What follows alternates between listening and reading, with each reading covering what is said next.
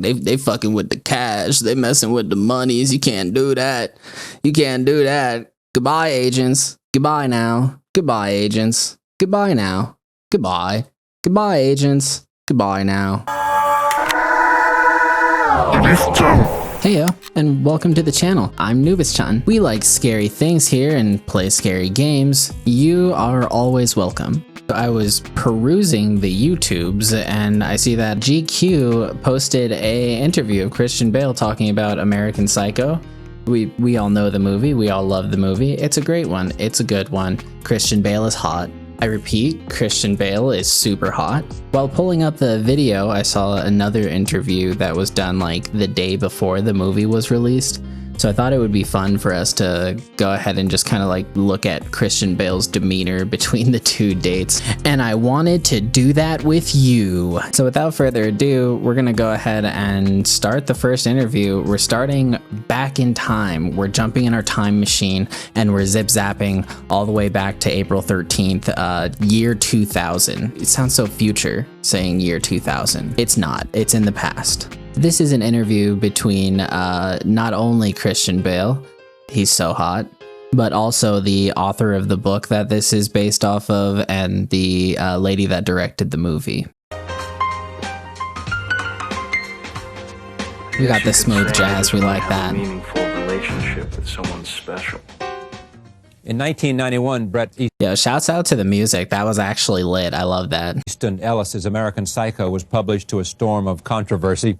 The darkly comic novel followed Patrick Bateman, a Wall Street hotshot by day, brutal killer by night. There were protests by organizations such as the National Organization for Women. Wow, they protested the movie or the book? That's pretty cool. That's pretty metal.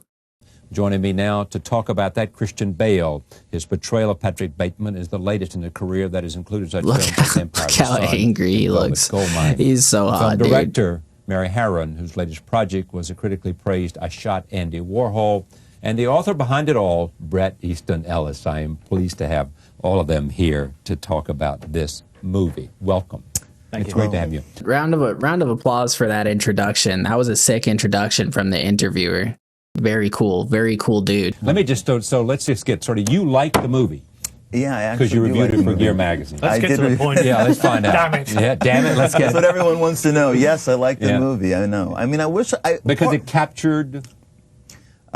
Yes, I like the movie. I know. How many people are asking him that? Like, it sounds like he's been asked that a million times. Like, yeah, I like the movie. They made a movie off of my book. That's sick as fuck. I think it clarified the themes of the novel. It clarified that the novel was actually a critique of male behavior. I think a lot of people don't realize that, who haven't read the book. Definitely something that deserves critiquing. Yes, I agree. People who haven't read the novel don't understand that it's basically a comedy. It's basically a black comedy. Yeah, they had a hard time getting that. I think they, yeah, well, I think... probably is because of the violence.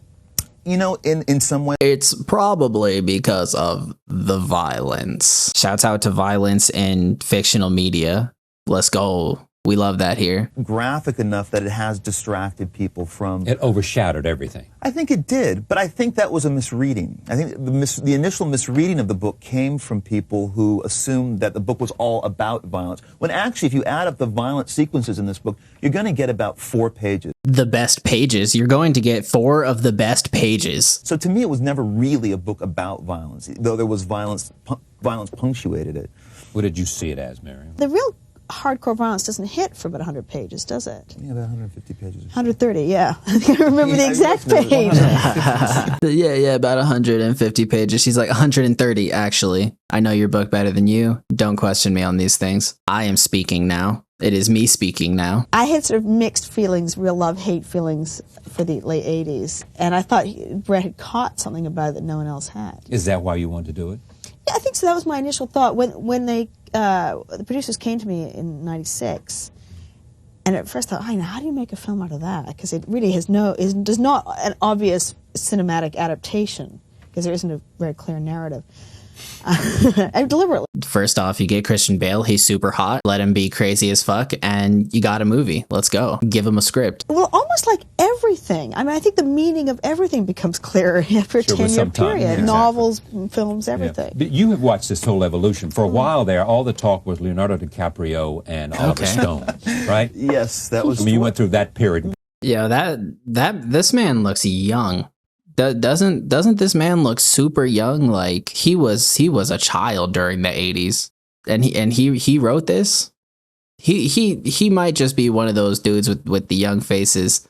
Maybe his hairline gives it away. Don't tell him I said that. He's a beautiful person. He's a beautiful person. Let's walk away from that one. And I think I'm often quoted out of context, and I will say this now. Whenever I say that Leonardo DiCaprio was a great actor, and sure, it was an interesting idea, but they always cut me off and say, well, I think Christian Bale is the ideal Patrick Bateman, and Mary Harron is the ideal director. I did not necessarily think it was a great idea, but that talk did go on for a little while. Yo, he didn't want our boy in there, dude. He was gonna give that to Leonardo DiCaprio. Please, I couldn't imagine a world where Christian Bale wasn't our American Psycho, dude. I don't want to imagine a world where Leonardo DiCaprio played that part. No, thank you. Shouts out to Christian. Though in reality, I mean, I think they met. There was a bad reading of it. They didn't get along. They didn't see eye to eye on it, and then it was over. And then, but, I mean, it was fairly extended, actually. That I mean, it happened. It was about 6, wasn't it? I mean, I was over in Italy doing Midsummer Night's Dream. April to the end of and then I always forget that he is not American. I always forget that he is from the UK. I recently watched that Netflix movie, the Pale Blue Letter or Pale Blue Note or something like that, featuring Edgar Allan Poe. It was pretty cool. It was pretty cool. But again, he's doing more of an American accent the entire movie, and he's got such a good American accent. I always forget that he's from the UK. Oh, he is so pretty. He is so pretty. Let me just get Christian in here. So they dropped the script on your table.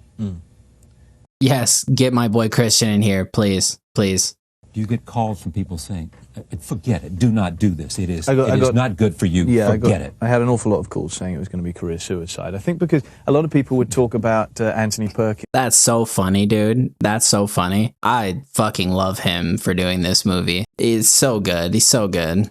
In Psycho, and say, once you play a villain like that, you never get to play anything else because you're stuck in everybody's imagination as that person. But Bateman is not I could never really view him just as a villain, pure. He's deep. He's an artist. He's so hot and simple because he's so ridiculous. He's not your ordinary kind of Hannibal Lecter kind of scary villain because you laugh at him, never with him at all. So I was never really concerned and didn't. I like that. That's really true. That's really true as well, dude. We definitely laughed at how ridiculous the character was, Patrick Bateman. Take any of those career suicide threats seriously. In fact, it turned you on. Yeah. Exactly. It sort of was exciting in many ways. What do you like about it? It kind of turned you on, didn't it? Didn't it turn you on?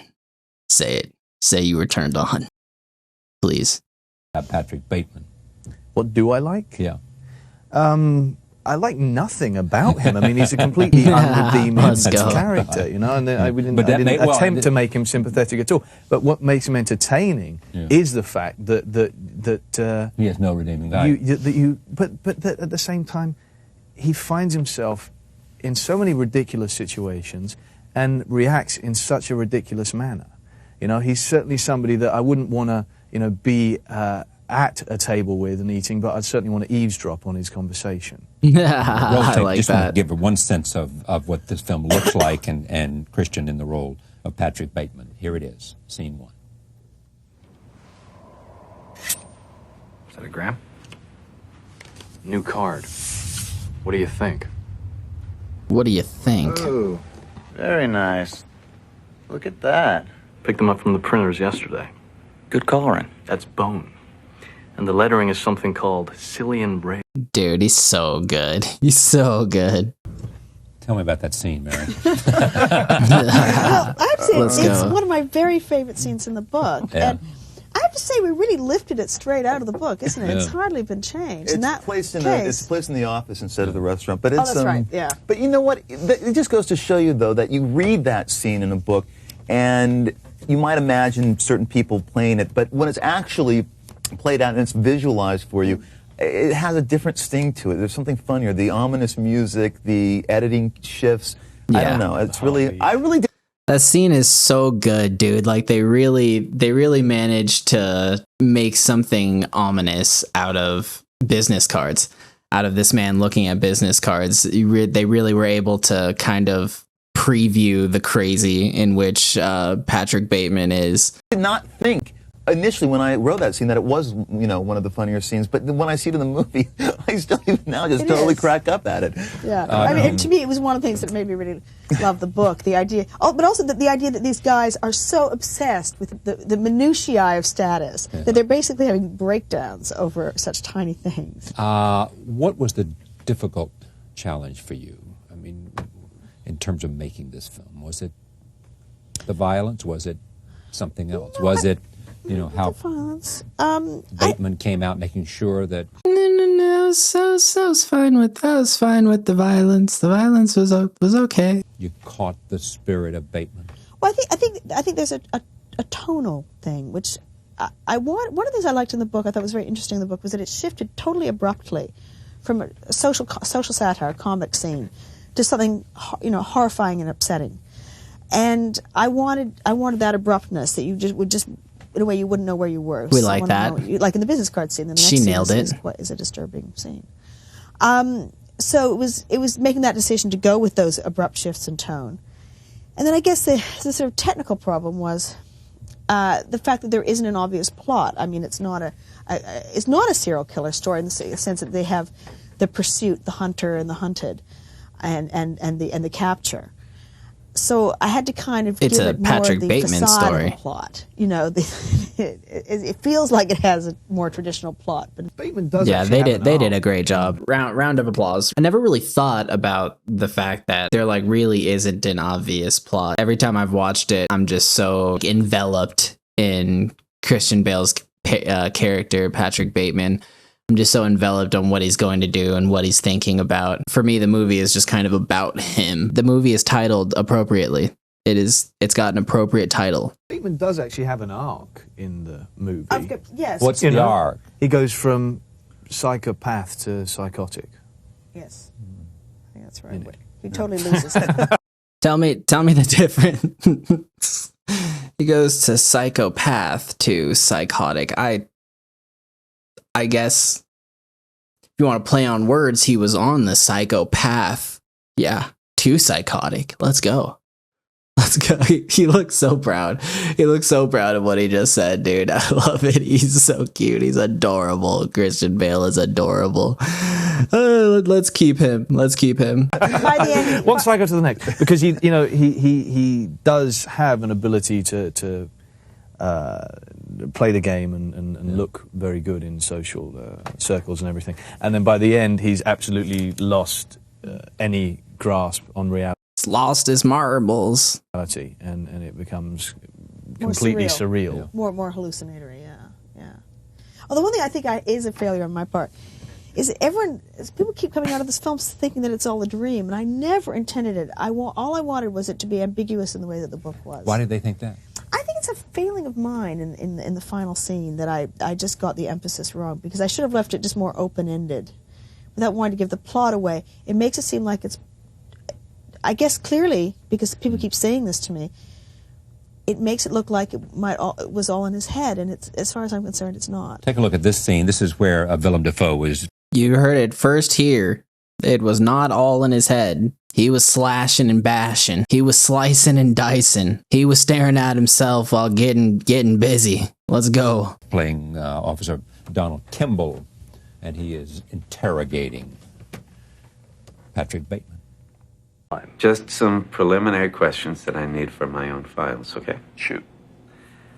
How old are you? I don't know if it's just me, but seeing William Dafoe, there's always a thought in the back of my head going like, Bro, just grab your glider, dude. Just pull out the glider. Throw a fucking bomb in that office. You got this. Just a small part of me is like, oh, where's Spider-Man at? Where is he? When does he come in? Where did Paul hang out? Hang out? Yeah, you know, hang out. Let me think. The Newport, Harry's, Fluties, Indochine, Nell's, the Cornell Club, the New York Yacht Club. He had a yacht? No, he just hung out there. And where did he go to school? I love how he says, let me think, and then names 18 places where he showed up, where he hung out. I wonder if they're popping up the scenes on this TV back here. Probably, right? Because everybody's facing it. That TV is so old, dude. It's got a little VHS slot inside of it, dude. It's like in school when they used to wheel in the TVs into your fucking classroom. We're watching Land Before Time today. Let's go. I guess what you can only hope for as a writer when someone takes your book and turns it into a movie is that they're faithful to the sensibility and the tone, because it's two completely different mediums and it's two completely different experiences. You're reading a book is completely different from watching a movie. One's an active thing, one's a passive thing. And all you can really hope for is that the filmmaker stays true to the sensibility and the tone of the work, because the visualization of it and their readapting of it is going to be different. It's just going to be different. So, and believe me, I wish I could play the bratty artiste and go, Hollywood ruined yet another one of my books, but this movie's too good to do. No, it doesn't work. Yeah, let's go, dude. He said, I wish I could critique this and he said the bratty artiste. Let's go. I love that. He said the movie's too fucking good. We like that. We agree. We agree. Don't say shit about my boy Christian Bale, okay? All right? This is his interview. You guys didn't know. Mary, this is a film you set out to make. Yeah, it is. I mean, I actually feel I didn't have final cut, but I feel that this is my final cut. Yeah. You know, there's things I lost. There's scenes that aren't there. There's things I would go back and reshoot. How did that happen? I mean, the studio looked at it and said... Yeah, I mean, one thing, Lionsgate and I had our battles over casting, but they were fantastic about content. And really, I think if I'd tried to do this for a Hollywood studio, well, it would never have made it to the screen. But they would have had so many, doubts. But how can you make a film with somebody this unsympathetic? Yeah. Can't you boost the character of the detective? Can't you talk more about his unhappy childhood? Can't you give a psychological motivation? And Lionsgate were completely hands off. They said, we like the screenplay, and you just go. Let's go Lionsgate. We like that. Round of applause for Lionsgate with artistic freedom. We enjoy that. You know, Elmy, I visited the set accidentally. Once was in Toronto when I was doing a book tour, and I just happened to go because I was nearby giving a reading or something. And then the second time I visited the set accidentally, I was just with some friends in the West Village going bar hopping. It was that kind of night, I guess. And I saw some film crews in the distance, and I saw some arc lights.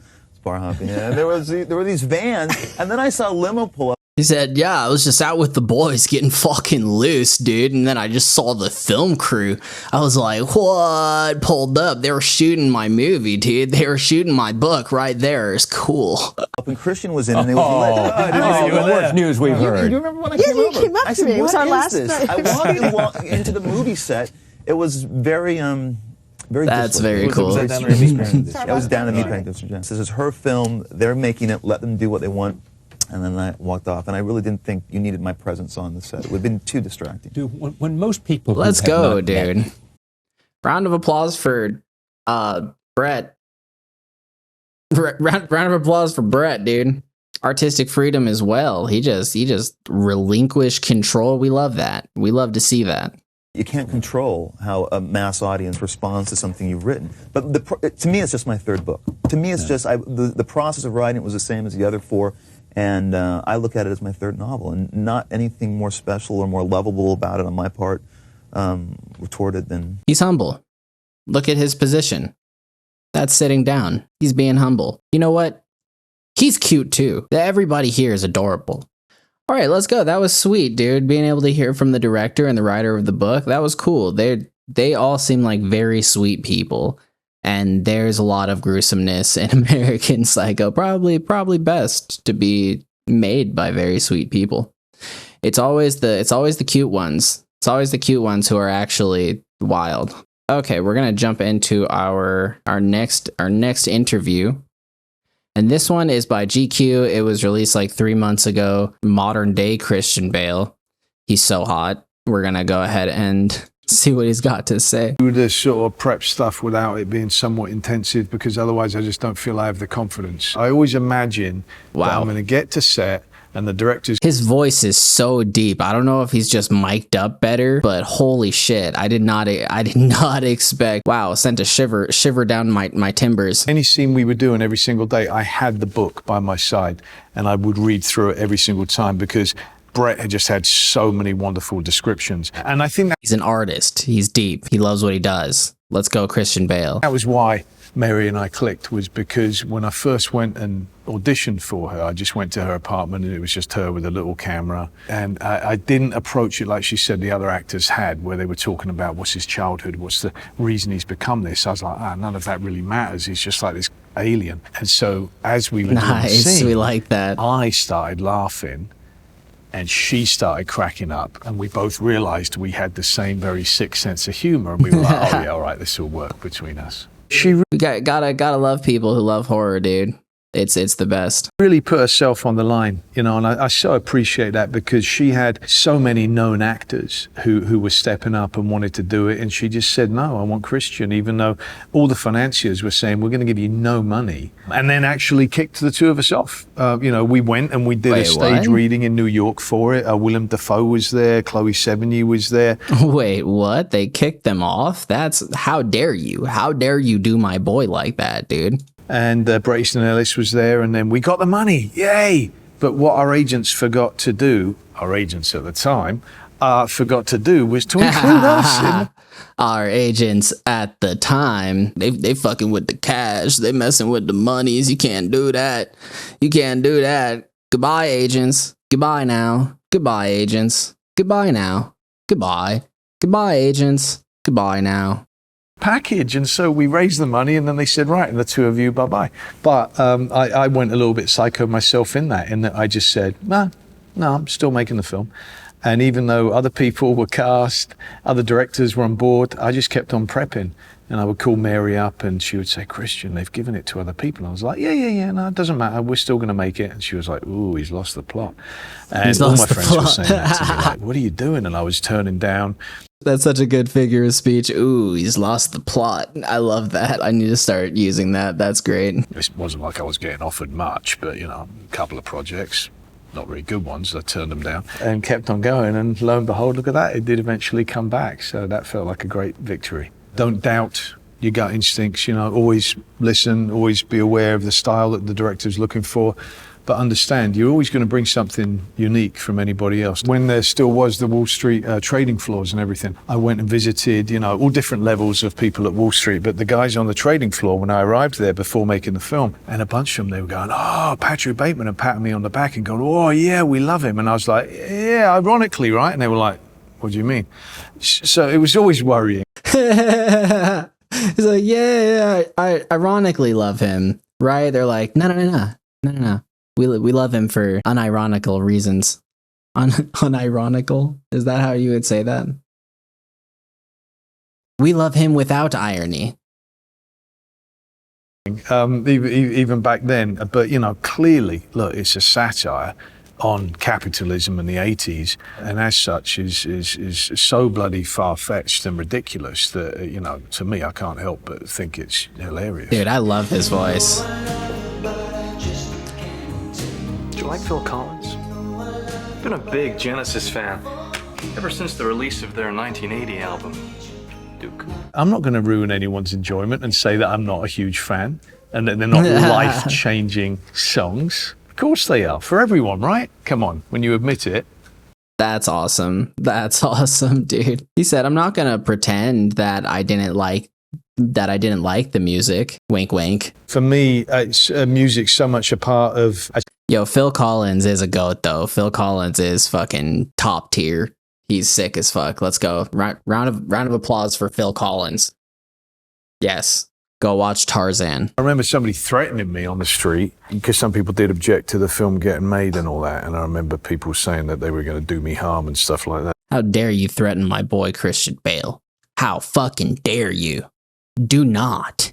He's beautiful. You hear his voice, it's so attractive. You know, and I would actually go like, I remember somebody warned me, must have been a friend of mine who was crazy early on the internet, and they warned me, they called me up and they went, there's some person and they know where you walk every single day, and you go down this back alley and they say that they're going to jump on you and they're going to rip your cerebral cortex out of your head. So please don't go down that alley. So of course I was like, I'm going to that alley. I want to see what happens. And unfortunately, nothing. I kept walking up and down it going, where are they? Come on. What's Hey. Nothing never happened. My boy said, I'm fucking around, dude. I'm trying to find out, dude. What the fuck? Christian Bale is so cool. Christian Bale is so sweet. He's such a sweetheart. He's a sweetie. He's also my favorite and I love him. From what I can see, like, his attitude is very much the same. I think the first interview that we watched, that was before the movie actually rolled out. So he had not quite yet seen like the reactions that were going to take place when American Psycho was released. And I mean, 20 years later, 23 years later almost, the kind of cult following that American Psycho has gathered, I could imagine it makes him a little happy, right? Like it was a role that he really wanted to do. It was a role that he really felt determined to do, and it ended up being really super good for his career. That's got to make him happy, you know? It's got to add some joy. You got the role that you wanted, that you worked really hard for, and on top of that, like, you'll be remembered for it. Despite everyone else's thoughts on the role, like, you'll be remembered for it. You did what you wanted, and fuck yeah, you. Fuck yeah, Christian Bale. Round of applause for Christian Bale. Yes,